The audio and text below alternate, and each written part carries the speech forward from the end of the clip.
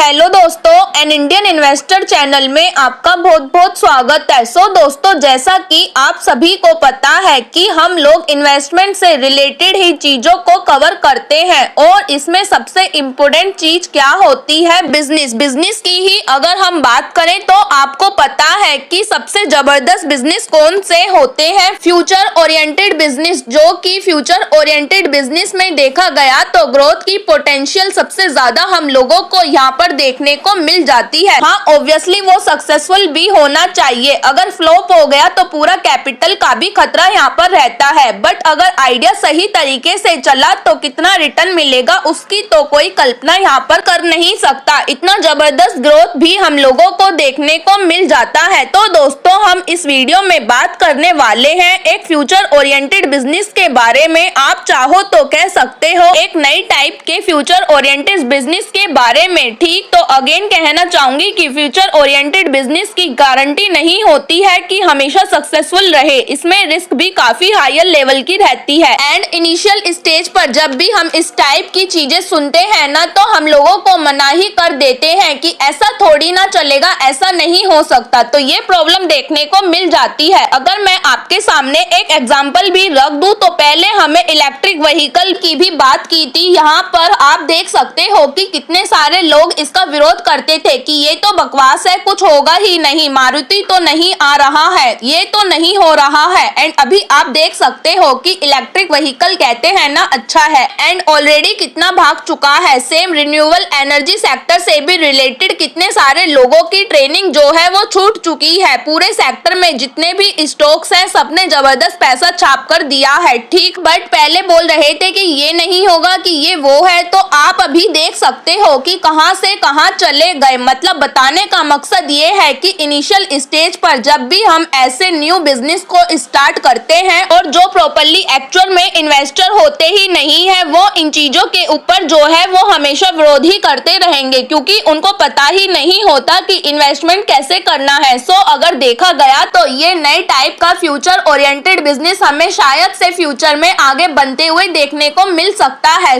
तो बात करें कि वो कौन सा बिजनेस है दोस्तों, तो वो है टैक्सी से रिलेटेड। तो आप सभी बोलोगे कि टैक्सी मतलब जो रोड पर चलती है, वैसे ही तो हाँ, टैक्सी से रिलेटेड ही बिजनेस है, बट इसमें थोड़ा सा डिफरेंट सेक्टर देखने को मिल रहा है, जो कि है टैक्सी जो है वो इस वक्त हवा में उड़ेगी। यस, तो इससे क्या समझ में आया, एयर टैक्सी का जो कंसेप्ट है वो फिलहाल तो हम लोगों को देखने को मिल रहा है एंड इसी से रिलेटेड खबरें सामने आते हुए देखने को मिल रही है। अगर मैं बात करूं दोस्तों, यहाँ पर एयर टैक्सी का जो कंसेप्ट है वो सबसे पहले दिल्ली से गुड़गांव की अगर हम बात करें तो इसके बीच में जो डिस्टेंस है उसको लगभग तय करने के लिए 1 से 1.5 घंटा लगता। मतलब किसी से भी आप जाओगे तो चाहे वो 2 व्हीलर हो, 4 व्हीलर हो, बस हो, ट्रेन हो, कुछ भी हो, तो 1 से 1.5 घंटा लगता है। और इतना मतलब ज्यादा क्यों टाइम लगता है, तो वो हैवी ट्रैफिक। अगर आप दिल्ली की साइड रहते होंगे तो उनको पता ही है कि दिल्ली से गुड़गांव जाने के लिए क्या हालत यहाँ पर हो जाती है। एयर टैक्सी के आने के चलते यहाँ पर बताया जा रहा है कि ये जो डिस्टेंस है दिल्ली टू गुड़गांव वो केवल 7 मिनट में तय हो जाएगा, क्योंकि टैक्सी तो उड़कर यहाँ पर चली जाएगी। तो ये फिलहाल कंसेप्ट यहाँ पर बताया जा रहा है एंड इस चीज के चलते आप देख सकते हो कि InterGlobe to bring air taxis in 2026, अभी 2024 चल रहा है, मतलब 2 साल के अंदर ही भारत देश के अंदर टैक्सी लाने का कंसेप्ट यहाँ पर मिल रहा है। एंड इस चीज के चलते ही दोस्तों इंडिगो भी क्या कर रहा है कि आर्चर एविएशन के साथ हम लोगों को पार्टनरशिप करते हुए देखने को मिल चुका है। उनका प्लान है कि 2026 तक पहली एयर टैक्सी यहाँ पर भारत देश में लॉन्च करनी है एंड दिल्ली से गुरुग्राम का जो ये सफर है वो 1 से 1.5 घंटे का टाइम लगता है, तो उसको 7 मिनट में तय करके यहाँ पर दिखाना है। तो ये है वो कंपनी आर्चर एविएशन। तो आप यहाँ पर देख सकते हो कि इनकी जो इंडस्ट्री है एविएशन एडवांटेज एयर मोबाइलिटी में ये कंपनी काम करते हुए देखने को मिल जाती है, जो कि अमेरिका बेस्ड कंपनी है, जो कि आपको पता होना चाहिए।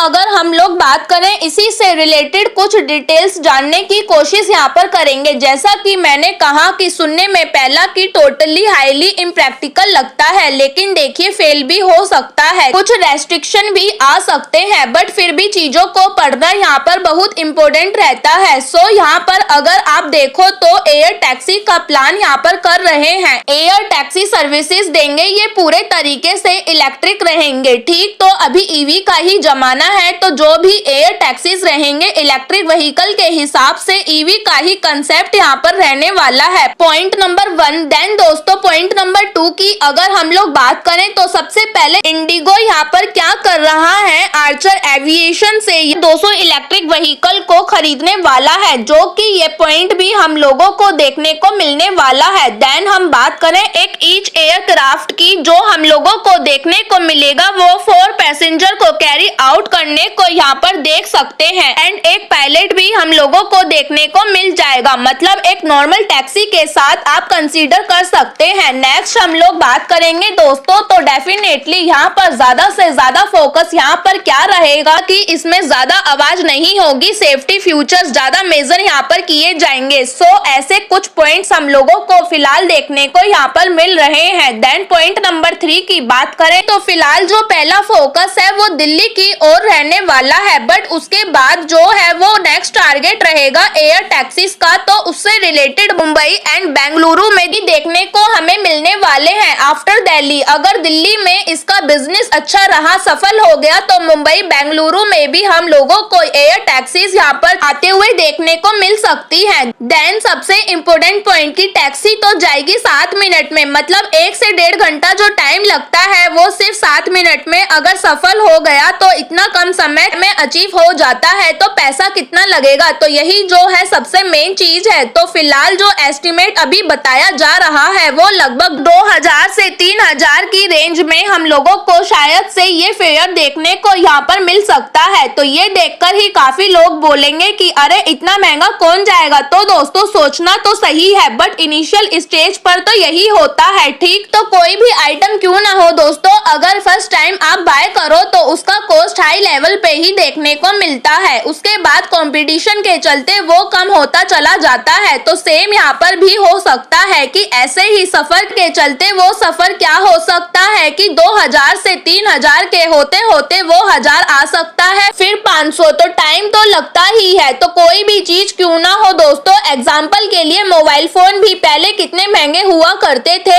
एक सिंपल फोन ही 5000 का आता था जिसमें कुछ नहीं हुआ करता था, और अभी आप देखो तो 5000 के फोन में सब कुछ मिल जाता है। हाँ, बट अगर वही 50,000 का फोन होगा तो फ्यूचर्स तो वही होंगे, बट 50,000 वाले फोन में स्पेसिफिकेशन एक्स्ट्रा और अच्छे क्वालिटी के फीचर्स मिलेंगे। तो ओरल बताने का मकसद वही कि इनिशियल स्टेज पर सारी चीजें हाईली इम्प्रैक्टिकल रखती हैं, तो स्टार्टिंग में तो सब कुछ कॉस्टली रहेगा, बट धीरे धीरे करके टेक्नोलॉजी जैसे इम्प्रूव होगी तो कॉस्ट भी नीचे आते हुए देखने को मिलेगी। सो ये एक मेन पॉइंट यहाँ पर जरूर समझ में आना चाहिए। नेक्स्ट हम बात करेंगे कंपनी के सीईओ हैं आर्चर एविएशन की। हम लोग बात करें तो उन्होंने कहा कि फिलहाल तो यहाँ पर क्या कर रहे हैं कि जो अमेरिका का जो रेगुलेटर है FAA की, अगर हम बात करें फेडरल एविएशन एडमिनिस्ट्रेशन की बात करें तो उनकी ओर से कुछ डिस्कशन यहाँ पर जारी है, कुछ अप्रूवल यहाँ पर लेने पड़ेंगे, तो उस स्टेज में बातचीत हम लोगों को चलते हुए देखने को मिल रही है, सर्टिफिकेशन प्रोसेस चलते हुए देखने को मिल रहा है। उसके बाद नेक्स्ट ईयर जैसे ही यहाँ पर FAA की ओर से सर्टिफिकेशन ये मिल जाएगा तो इसके बाद DGCA के पास पहुंच जाएंगे। मतलब हमारे भारत देश की बात करें तो वहां से उन्हें यहाँ पर अप्रूवल लेना पड़ेगा, तो ये सारे कुछ फॉर्मेलिटीज हैं वो भी यहाँ पर उन्होंने बताया है। देन उनके बाद कुछ प्लान्स भी है, मतलब लेट नाइट भी वो यहाँ पर एक्सपेरिमेंट करने के हिसाब से लेट नाइट वो स्टार्ट करते हुए देखने को मिल जाएंगी। रेंज की बात करें तो यहाँ पर बताया जा रहा है कि 90 मिनट में 27 किलोमीटर का डिस्टेंस यहाँ पर कवर कर सकेंगे। अभी ये आगे बात करें तो और भी चीजें जैसे कि बताई जा रही है कि बैटरी के फ्यूचर्स की बात करें तो 6 बैटरी पैकेट्स यहाँ पर देखने को मिलने वाले हैं जो कि कंप्लीटली चार्जेस हो जाएंगे। आधे घंटे से 40 मिनट तक का ये पॉइंट यहाँ पर बताया जा रहा है। एंड जैसे कि कहा टेक्नोलॉजी इन्वॉल्व होती जाएगी तो टाइमिंग कम होगा। मोबाइल फोन का ही देखें तो मोबाइल फोन पहले चार्जेस होने के लिए कितना टाइम लगता था और अभी देखिए कि कितनी जल्दी जो है वो मोबाइल फोन चार्ज होते हुए देखने को मिल जाता है। मतलब क्या है कि धीरे धीरे चीजें जो है वो इन्वॉल्व होते हुए देखने को मिल जाती हैं। देन सबसे खास बात कि इसके लिए रनवे की कोई जरूरत नहीं है। जैसे हेलीकॉप्टर के लिए हेलीपैड रहता है वैसे ही इधर हम लोगों को टेक ऑफ लैंडिंग करते हुए देखने को मिल सकती है। ये कुछ इनके बेनिफिट्स यहाँ पर रहेंगे। और उसका नेक्स्ट मिशन भी है कि क्या कि बस एयर टैक्सी नहीं, अगर ये सक्सेसफुल रहा तो इसको एयर एम्बुलेंस में भी कन्वर्ट करना चाहेंगे। ठीक, तो ये कुछ प्लान्स यहाँ पर बताए जा रहे हैं जो कि इसके लिए अमेरिकन से अप्रूवल लेने पड़ेंगे। सबसे पहले उनको रहना ही पड़ेगा। आर्चर एविएशन की बात करें तो वहां से अप्रूवल मिल गया। तो जैसे हमारे देश में अभी बताया गया कि DCGA की बात करें तो उनसे अप्रूवल लेना पड़ेगा। देन यहाँ पर कुछ रूल्स एंड रेगुलेशंस बनाने पड़ेंगे। ये भी बात है क्योंकि कोई भी नई चीज की अगर बात की जाती है तो उसके फायदे तो कुछ डिसएडवांटेज भी हो सकते हैं। तो रूल्स एंड रेगुलेशन भी होने यहाँ पर बहुत जरूरी होते हैं। सो ये सारी चीजों के चलते कंक्लूजन क्या आया कि कुछ एक नई चीज की कोशिश यहाँ पर की जा रही है। अब इसमें कितना सक्सेस मिलता है नहीं मिलता है, बट 2026 तक एयर टैक्सीज आने का प्लान यहाँ पर किया जा रहा है। सो